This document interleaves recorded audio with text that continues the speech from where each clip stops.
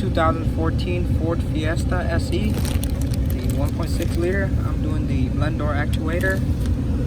Right now the AC is blowing cold on both sides, but the only thing is that the actuator makes noise. You can hear it inside somewhere.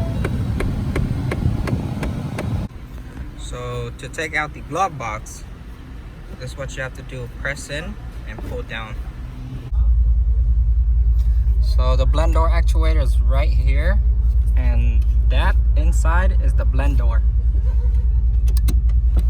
You can see the blend door is jumping. Here's the new one, old one, part number. Now with the new one, you can see the teeth mark. It should be lined up with the arrow. That's the original position.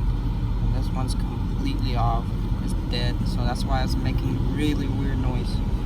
Now to get this teeth mark to line up with the one on the blend door, either try to put your finger in and move the blend door to the right position where the teeth go lines up in. So that way it's easier for you to put in the actuator. So with the teeth lined up straight, it should go in very easy, just like that. And let me turn on the car to see if it still make noise or not. We are good, guys. That's it.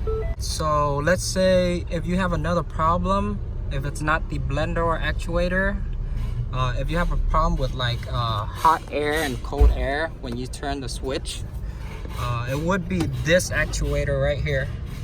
This one controls the hot and cold actuator. The bottom bolts, you have to use a special low profile Torx with the wrench like this for a tight spot.